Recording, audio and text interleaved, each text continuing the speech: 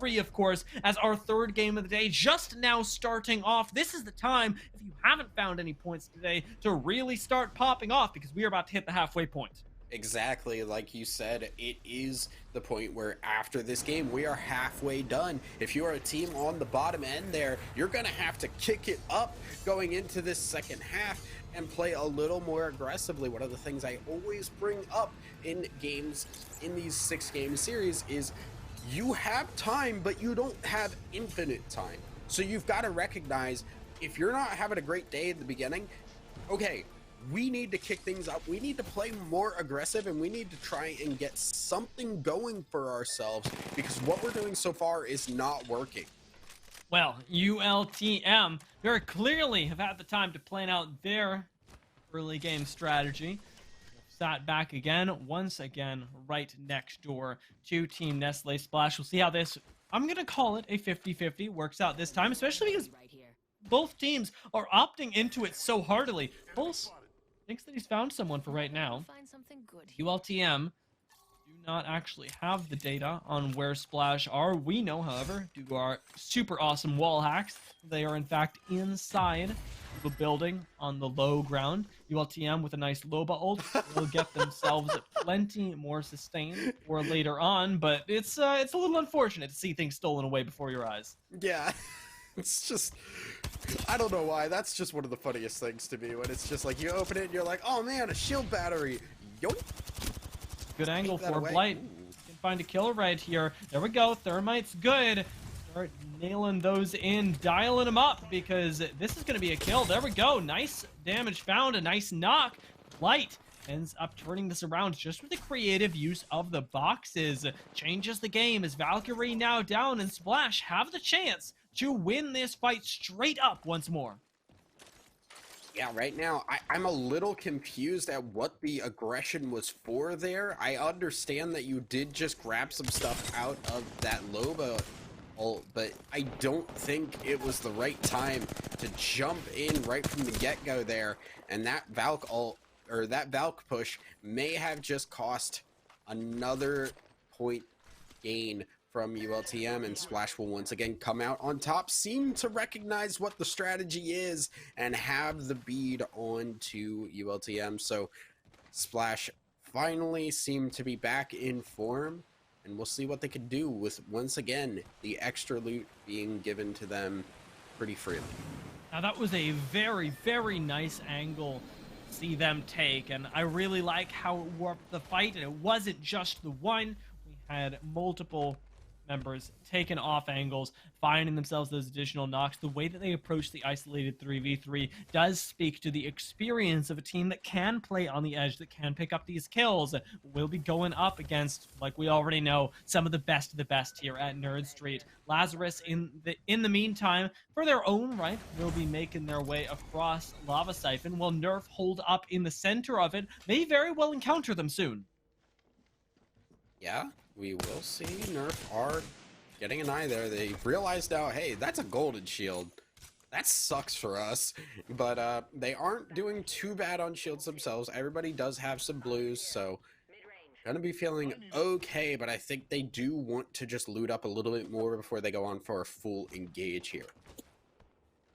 With Nerf gathering together rather slowly. I'm sure they didn't expect to be pushed at this point right now, and given the fact that they don't have the data on where Ring Chu is going, it makes sense. They're going to have the opportunity to move over through Harvester, try and get that beacon at that point, but it seems like most teams have the read that this is going over towards staging and are grouping up here. I love it when the Ring starts to pull over towards the western side of the map, because it provides a lot of really interesting spots that we don't see too often. Like this and Fragment actually tend to be some very creative discrepancies between high and low ground, and the use of those can change games. With Splash opting into staying on the low ground, what they're doing is sort of opting into the close range fights again, and ideally gatekeeping teams that come through things like Landslide Tunnel. They're going to be keeping their eyes out that way. See what sorts of fruit it ends up netting them, as Lazarus, playing edge themselves in a very different way, are moving down towards Tree.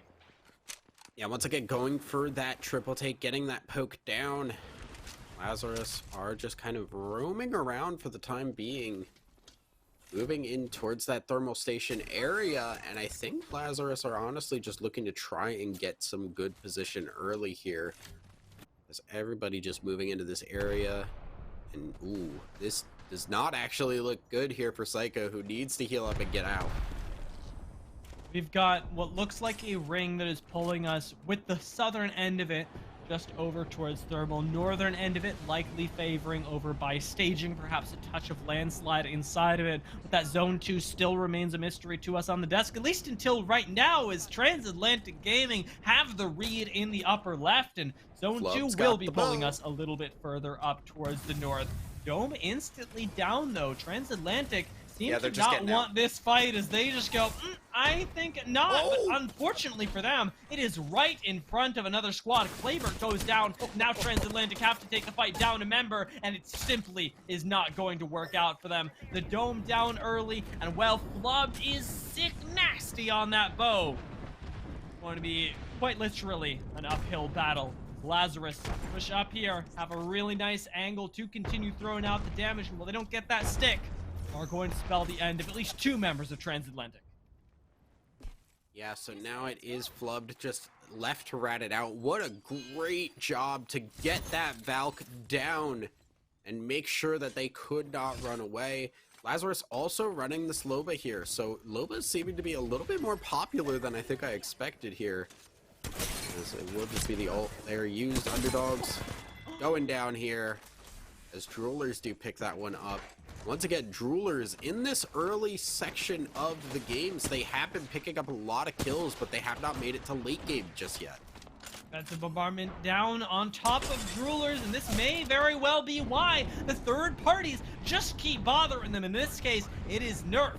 Go for those extra kills. Now looking for the last member, the Ash, who now goes down. Rock Monkey is out, and Inner Nerd are the ones to pick up that final kill. Right next door, I believe, still, to Nerf, who are down on the low ground as ordinances fly in. Inner Nerd have the chance to eliminate our favorites before the reset comes in, but the caustic gas is buying so much space and time for Nerd to decimate. We the People is already down. Turns is out, and Nerf may just go down here. Yeah, looking like it, and there we go. Nerf going out early. Now, if you are a shot caller on the teams that are left alive, you're looking at Nerf going out and saying, now's our time. The top dog has been taken out, especially if you are one of those teams in that higher area of the points now. Lazarus now looking to try and make a push here, a team that I think we expected to see do well today, and now is the opportunity. These are always the games that get spicy because this is momentum changing when Nerf goes down early. I have seen so many things like that happen, not with Nerf going down, but with the way that they ended up going out. In the past couple days, we've seen MVP level performances from Caustics around the world, and it really does feel like, despite the fact that he's been in meta for quite a long time, that teams in EMEA have had such a mastery lock on him for so long. Now, with North America, him becoming more popular, we're really starting to see some really amazing plays come out with that Nox gas, and I love the way that it was almost solely won by one person with a nicely placed Nox gas grenade. Inner Nerd Gaming decimated a team that had otherwise been dominant all day. Absolutely, as you can see, Ring is going to be closing in towards Landslide here. An interesting ring every single time because there is almost no cover here. A couple of train cars in that Landslide area, and that's about it. You've just got some rocks to hide behind. No real cover from the upper area. So now Inner Gaming recognizing they can just hang out for a while. They've got the loot to sit here and just wait for teams to come to them. And obviously we've seen the great Caustic play already. I feel like Inner Gaming are looking to maybe try and make a strong push to gain some points this time around. I would be very open to it. Their next door neighbors, Lazarus, may have something to say about it, and even MNK and Trippin right next door to each other off in the western side of World's Edge. May very well go head to head as well. There's a lot of kills, there's a lot of points still to be collected. If you think of everybody on World's Edge as points, it does get a little bit morbid, I will say, but it seems to be working out for some of these teams so far. Splash, quite notably, have already collected 3 kills and or points for themselves, and seem to have found themselves a nice spot in ring as well. Well, we know that this pulls up to landslide. This building, this macaroni building, should provide them some crucial cover from Survive Noodles. Absolutely. And also Survive Noodles, another team that we have seen, similar to Droolers, gets some early kills, but has not been able to turn that into late game dominance just yet. Splash is a team that, if taken out, will give them some breathing room here, but it is a tough call to do. Oh! Really nice beam on the Volt from Phoenix as he jumps back inside the door. Is going to be the thing between him and death, with Survive Noodles down to just the 1 member and being shot on the outside. Splash have all the time in the world to heal as they pop right back out, clean up a kill. And it ultimately is Illuminate that are coming back in to try and finish them off. But the time to heal has been had. Illuminate very quickly realized that this is not a Splash that you could bully anymore. Absolutely, because they did just leave that 1 person up and get back enough to heal up, it did not mean that Illuminate could get in there and finish things off. Nobody actually went down, despite the fact that everybody was low on Splash, and now Illuminate are looking to try and take this fight regardless. Early Dome is going to be put down by by Splash. Yeah, man, well, it's fine. I have the Splash. worst memory. Illuminate, Illuminate from up on top. They're going to be just fine as Splash get pushed in.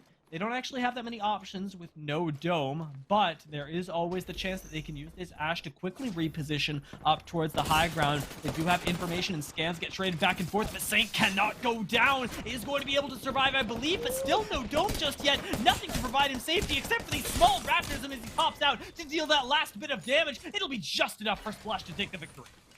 Ooh, and Phoenix almost going down as well, but like you said, it was just enough for that Ash to stay alive and get some damage down as she went down, and the rest of the team was there to clean it up. Flub, hanging out, looking at his bow, his pretty bow that he loves so much.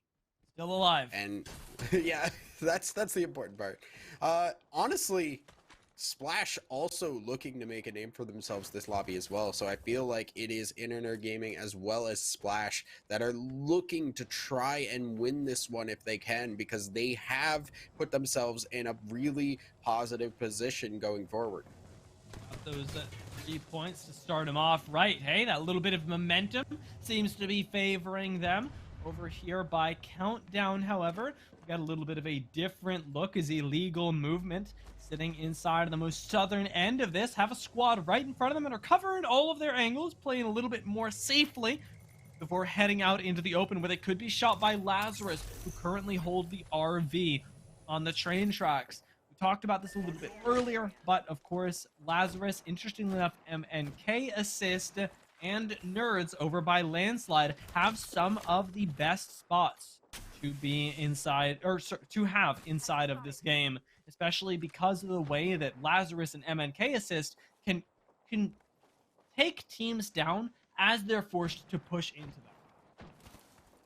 them. MNK assist have been a little quiet this time around, and you can see they are struggling a little bit, being pushed up to the side of the ring. Illegal Movement also have been trying to put themselves into the competition here, but they are stuck on the outside. They are another team stuck against the wall and are gonna have to move now, as Team Unlucky are basically keeping them stuck here until they push out.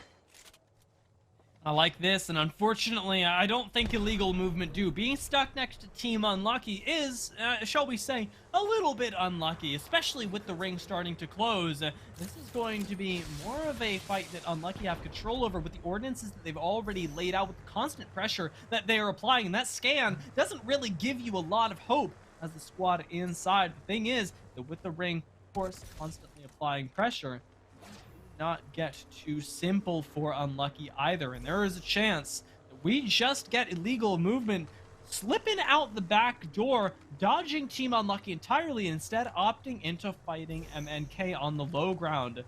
And these scans are giving me anxiety, though, because every time one comes through, you know that these teams could just be going head-to-head.